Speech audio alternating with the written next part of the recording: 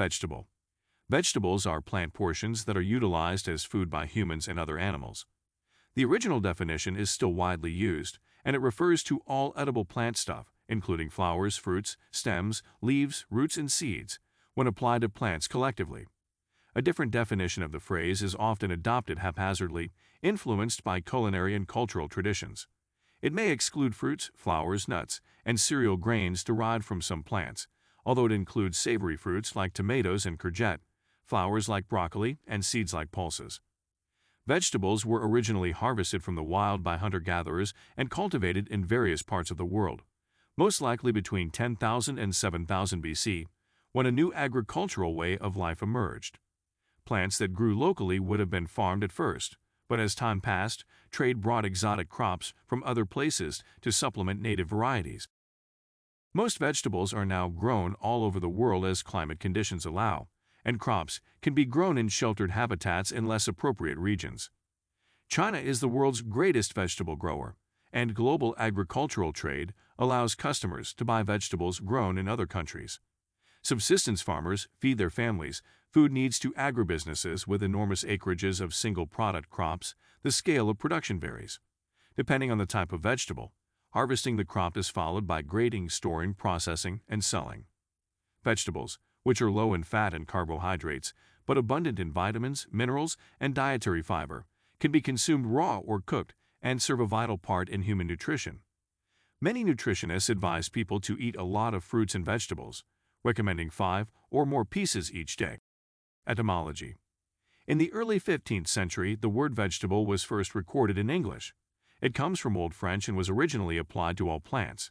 In biological contexts, the word is still used in this sense. It comes from the medieval Latin vegetables, which means growing, flourishing, and is a semantic shift from the late Latin meaning to invigorate, quicken. Until the 18th century, the term vegetable was defined as a plant grown for food. The term was first used in 1767 to refer to a plant cultivated for food, an edible herb or root. In the year 1955, the shortened slang name veggie was first used.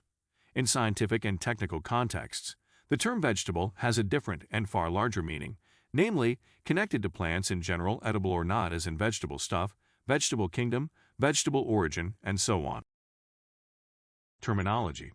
Because numerous components of a plant are consumed as food around the world, roots, stems, leaves, flowers, fruits, and seeds, the specific meaning of vegetable may vary.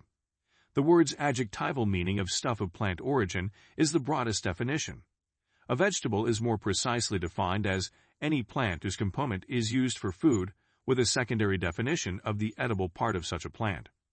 Any plant part ingested for food that is not a fruit or seed, but includes mature fruits eaten as part of a major meal, according to a more exact description.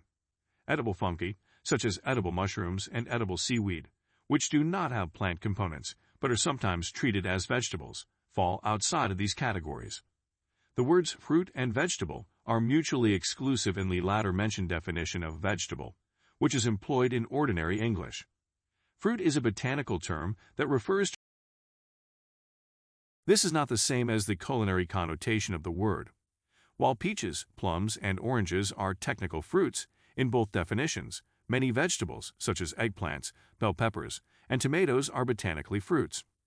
In 1893, the subject of whether a tomato is a fruit or a vegetable reached the United States Supreme Court. In Nix v. Hedden, the court unanimously decided that a tomato is accurately designated as a vegetable for the tariff of $1,883 on imported produce, and consequently taxed as such. However, the court did acknowledge that, botanically speaking, a tomato is a fruit. History. Humans used to be hunter-gatherers before agriculture. They hunted living creatures and foraged for edible fruit, nuts, stems, leaves, corms, and tubers. They also scavenged deceased animals. The first example of agriculture is supposed to be forest gardening in a tropical jungle clearing, where valuable plant species were recognized and encouraged to grow, while unwanted species were eradicated. Plant breeding was shortly followed by the selection of lines with desired features like large fruit and strong development.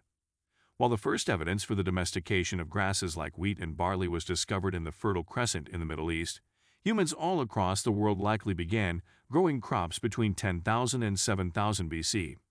Many rural farmers in Africa, Asia, South America, and elsewhere practice subsistence agriculture today, using their plots of land to produce enough food for their families while trading surplus crops for other goods. Throughout recorded history, the wealthy have been able to afford a diversified diet that included meat, vegetables, and fruit, but for the poor, meat was a luxury and the food they ate was bland, consisting primarily of rice, rye, barley, wheat, millet, or maize. The addition of vegetable materials gave the diet some diversity. To supplement their tortillas and porridge, the Aztecs in Central America grew tomatoes, avocados, beans, peppers, pumpkins, squashes, peanuts, and amaranth seeds, among other things. The Incas ate corn in the plains and potatoes at higher elevations in Peru. They also ate quinoa seeds and peppers, tomatoes, and avocados to complement their nutrition. Rice was the major crop in the south and wheat was the staple crop in the north, with the latter being used to make dumplings, noodles, and pancakes. Yams, soybeans, broad beans, turnips, spring onions, and garlic were among the vegetables served with them. The ancient Egyptians' diet consisted primarily of bread, which was frequently tainted with sand, which wore down their teeth. The meat was a rare treat, but fish was plentiful. Marrows, broad beans, lentils, onions, leeks, garlic, radishes, and lettuces were among the vegetables served with them. The bread was the staple of the ancient Greek diet, which was supplemented with goat's cheese, olives, figs, fish, and occasionally meat. Onions, garlic, cabbages, melons, and lentils were among the vegetables grown. In ancient Rome, emmer wheat or beans were used to make a thick porridge that was served with green vegetables, but little meat and fish was not valued. The Romans ate the leaves of beets rather than the roots and produced broad beans, peas, onions, and turnips. Nutrition and well-being vegetables are an essential part of human nutrition. The majority of them are low in fat and calories, yet they are substantial and full. They are good providers of nutritional fiber as well as critical vitamins, minerals, and trace elements. Antioxidant vitamins A, C, and E are very important. There is a reduction in the incidence of cancer, stroke, cardiovascular disease, and other chronic illnesses when vegetables are included in the diet. According to studies, people who consume more than 5 servings of fruits and vegetables per day had a 20% lower chance of having coronary heart disease or stroke than those who consume less than 3 servings per day. Vegetables have a wide range of nutritional value. Some have useful levels of protein despite having minimal fat, and different proportions of vitamins such as vitamin A, vitamin K, and vitamin B6, provitamins, dietary minerals, and carbs. Vegetables, on the other hand, frequently include toxins and antinutrients that interfere with nutrient absorption. Solanine, chaconne, enzyme inhibitors of cholinesterase, protease, amylase, and others, cyanide and cyanide precursors, oxalic acid, tannins, and others are among them. These poisons are natural defenses that the plant uses to protect itself from insects, predators, and fungi. Phytohemagglutinin is found in certain beans, and cyanogenic glycoside is found in cassava roots and bamboo shoots. Appropriate cooking can neutralize these poisons. Glycoalkaloids are found in green potatoes and should be avoided. In the United States, fruit and vegetables, particularly green vegetables, have been linked to over half of the norovirus-related gastrointestinal infections. These items are typically consumed raw and can be contaminated by an infected food handler during preparation. When handling raw foods, hygiene is critical and such products must be properly cleaned, handled, and kept to avoid contamination. Recommendations: 5 to 9 servings of fruit and vegetables per day are recommended by the USDA Dietary Guidelines for Americans. The overall amount consumed varies by age and gender and is based on usual portion sizes as well as general nutritional composition. Potatoes aren't counted because they're mostly a source of starch. 1 serving of most vegetables and vegetable juices is half a cup, which can be eaten raw or cooked. A single serving of leafy greens, such as lettuce and spinach, is usually a full cup.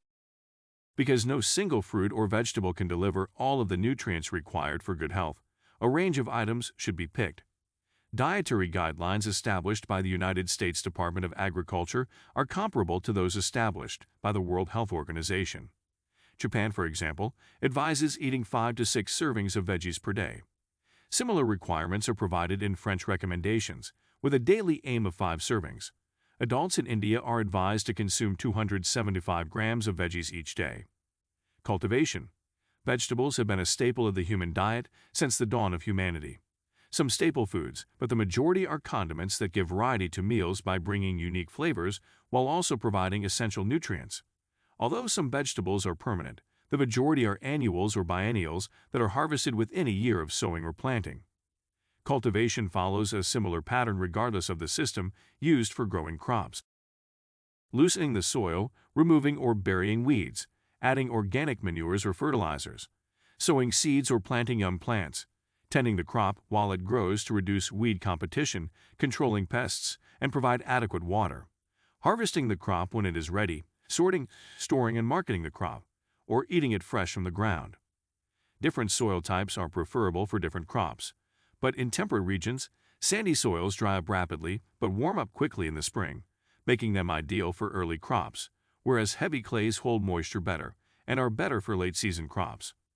The use of fleece, cloches, plastic mulch, polytunnels, and greenhouses can extend the growing season. The climate, particularly the pattern of rainfall, limits vegetable output in hotter locations, whereas temperature and day length limit productivity in temperate zones. On a small scale, the spade, fork, and hoe are the tools of choice, whereas commercial farms have access to a variety of mechanical equipment. Plows, harrows, drills, transplanters, cultivators, irrigation equipment, and harvesters are among them.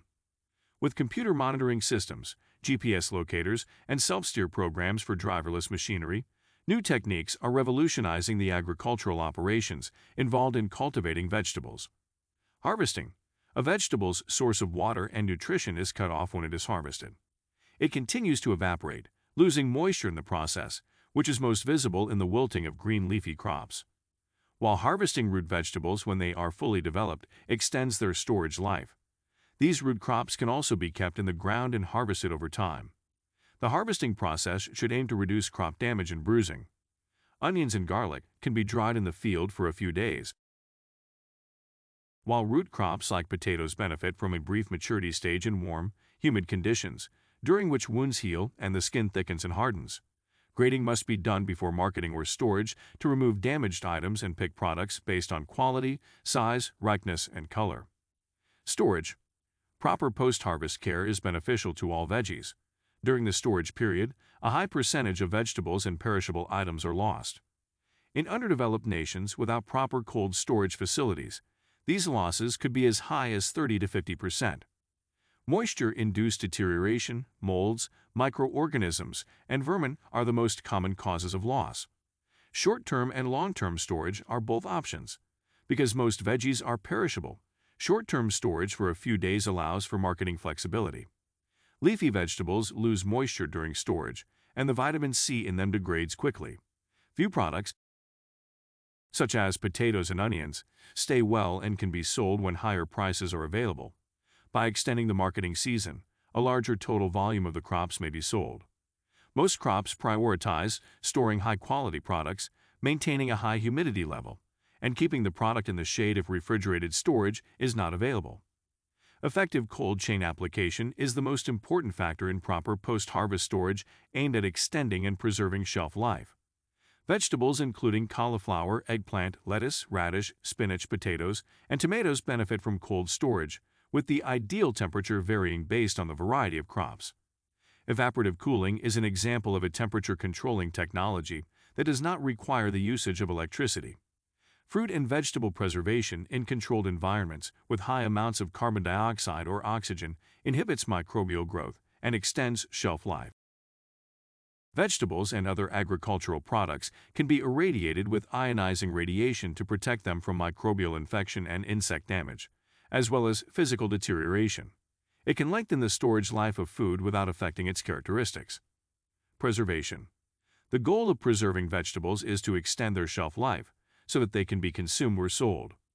The goal is to harvest the food in its tastiest and most nutritious form and to keep these attributes for as long as possible.